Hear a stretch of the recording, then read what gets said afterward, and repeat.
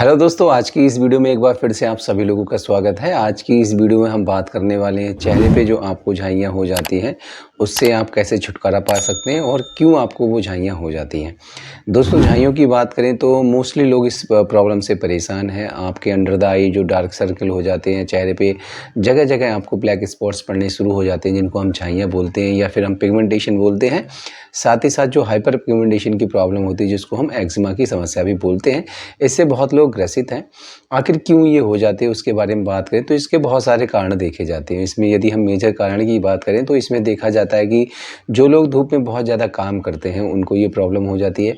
साथ ही साथ यदि किसी की कीमोथेरेपी चलती है तो उस दौरान भी उसको ये प्रॉब्लम देखने के लिए मिलती है। कुछ महिलाओं को पीरियड्स के दौरान ये प्रॉब्लम हो जाती है और कॉस्मेटिक प्रोडक्ट का गलत इस्तेमाल करने की वजह से भी चेहरे पे झाइयाँ हो जाती हैं। साथ ही साथ यदि किसी की बॉडी में विटामिन बी12 की कमी है तो भी चेहरे पे झाइयाँ हो जाती हैं।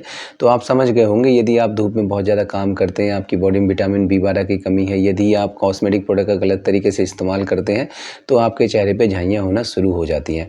ट्रीटमेंट भी यहीं पे छिपा हुआ है। यदि आप कारण समझ गए कि आपको क्यों आखिर झाइयाँ हो रही हैं तो आप अपना ट्रीटमेंट भी सही तरीके से ले सकते हैं। तो दोस्तों, बात कर लेते हैं ट्रीटमेंट की। तो सबसे पहले आपको यही ध्यान रखना है, यदि आप धूप में बहुत ज़्यादा काम करते हैं तो आपको ध्यान रखना है कि आप या तो सनस्क्रीन का यूज़ करें। यदि आपकी पॉकेट मनी इतना नहीं है कि आप सनस्क्रीन का यूज कर सकते हैं तो अपने चेहरे को कॉटन के कपड़े से भी ढक कर रख सकते हैं, जिससे कि आपको धूप में निकलते वक्त आपको धूप से एलर्जी ना हो और आपके चेहरे पे झाइयाँ ना हो।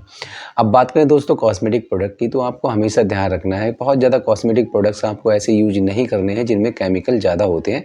वो केमिकल आपकी स्किन पर रैशेस कर देते हैं, आपकी स्किन को हार्मफुल होते हैं। तो आपको ध्यान रखना है कॉस्मेटिक प्रोडक्ट भी आप वही इस्तेमाल कीजिए जिसमें ज़्यादा केमिकल ना हो, वरना आप डॉक्टर की सलाह के साथ भी कॉस्मेटिक प्रोडक्ट को यूज़ कर सकते हैं।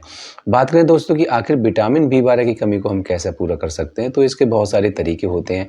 आप विटामिन बी12 को नेचुरल तरीके से भी ले सकते हैं या फिर मेडिसिन के रूप में भी ले सकते हैं।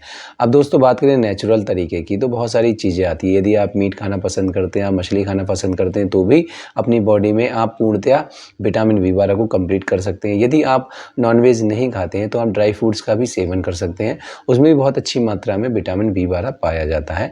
बाकी बात करें दोस्तों की मेडिसिन के बारे में, तो दवाइयों का नाम बताने से पहले आपको जानकारी दे दूं दोस्तों, कभी भी आपको कोई भी दवा बिना डॉक्टर की सलाह के सेवन में नहीं लेनी होती है। हालांकि विटामिन बी12 को हम मिथाइल कोबालामिन भी बोलते हैं, तो आप मिथाइल कोबाल के नाम से जो टैबलेट आती है उसका सेवन कर सकते हैं, या फिर आप न्यूरोबैन फोर्ट का भी सेवन कर सकते हैं, या फिर कोई भी ऐसी मेडिसिन जिसमें मिथाइल कोबालामिन कॉम्बिनेशन हो तो आप उसका सेवन कर सकते हैं, वो भी डॉक्टर की सलाह के साथ।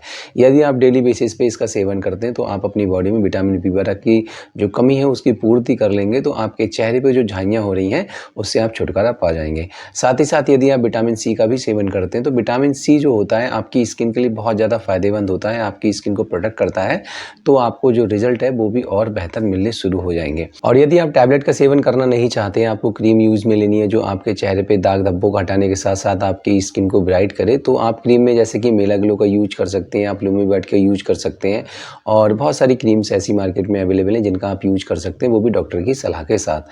कभी भी कोई भी क्रीम या फिर कोई भी ऐसी मेडिसिन जो आपको फ़ायदे करती है वो आपको नुकसान भी कर सकती है, तो बिना डॉक्टर की सलाह के आपको यूज़ में नहीं लेनी होती है। दवाई जुड़ी ऐसी जानकारी के लिए चैनल पर बने रहें, चैनल को सब्सक्राइब करें। धन्यवाद दोस्तों।